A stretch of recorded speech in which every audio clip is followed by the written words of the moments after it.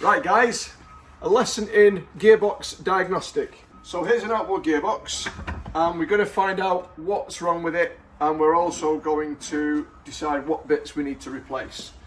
So we're going to pull the reverse gear carrier out. Come on in. Look inside there. You can see that there is no pinion gear. The pinion gear is the bit that's supposed to sit on top of the drive shaft. That's the drive shaft that I'm spinning now. The pinion gear is in this plastic bag. And this is what's happened to it.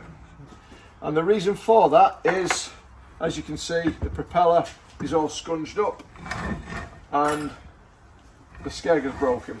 In fact, if you have a look at the skeg, look very closely, someone has effected a really crappy repair on this. It's broken at some point before, and instead of V'ing it out before welding, can you see the brightness there and then the dullness in the middle? They've not V'd it out, they've just welded both sides, and it's just a crap job. That's why it's broken again. But that's the least of this gearbox's problems. The biggest problem is the pinion is broken.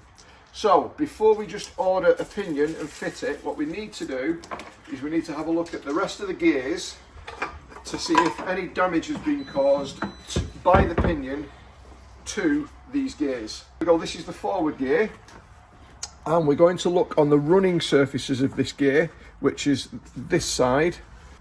We need to look very closely to see if there's any damage, any high spots, because what will happen if these running faces are damaged, when we put a new pinion in and it's meshing, it's going to start damaging the pinion, which in turn will start damaging the rest of this gear, and it will start damaging the forward gear, and the whole thing will fall apart quite quickly. So we're going to keep looking on these running surfaces to see if there's any damage. There is no damage on this one. This is the forward gear. Let's have a look at the reverse gear.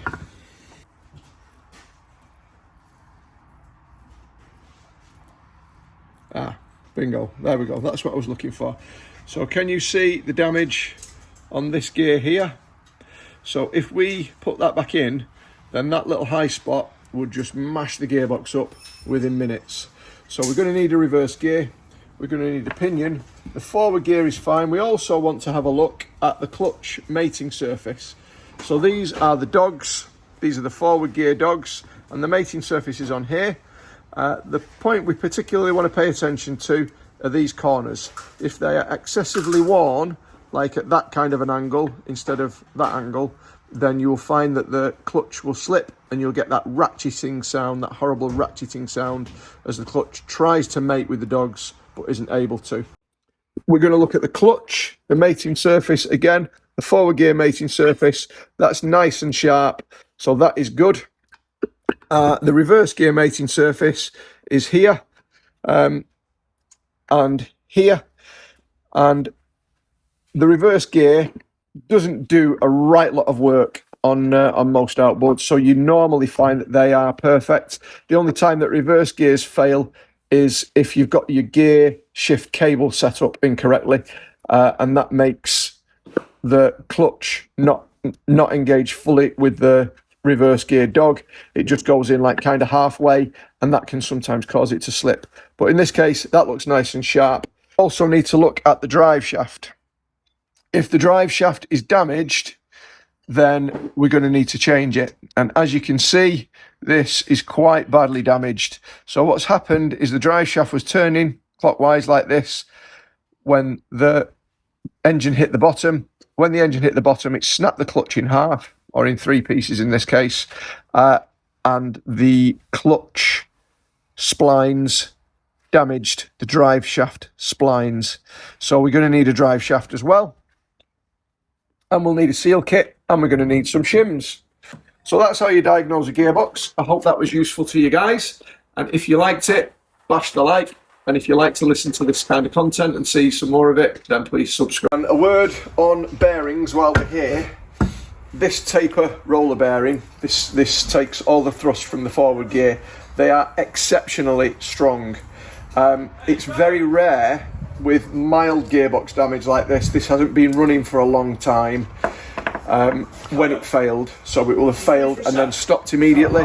It's very rare that you will find damage to the bearings with so little time running after the failure.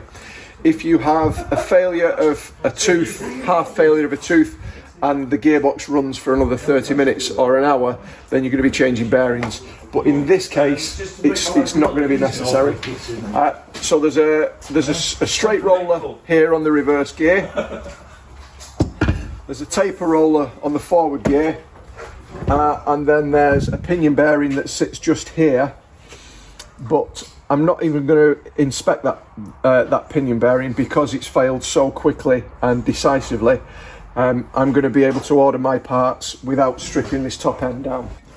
If your gearbox has run for 5 minutes, 10 minutes, an hour after the failure, then you need to look at your bearings really closely. And in so doing, you're going to have a torch on, and you're going to roll and roll and roll with a pair of glasses on, and feel with your fingernail. The fingernail is always the telltale. If you can't see it and you can't feel it with your fingernail, then it's good. And then you'll do the same with the other bearings. With a catastrophic failure that's been running for a while and all the gears are mashed and stuff like that, I would just change all the bearings out as a matter of course. But in this case, as I said, we're going to change reverse gear, pinion, drive shaft, seals, and we'll need a shim kit so that we can shim it properly so that the backlash is just perfect.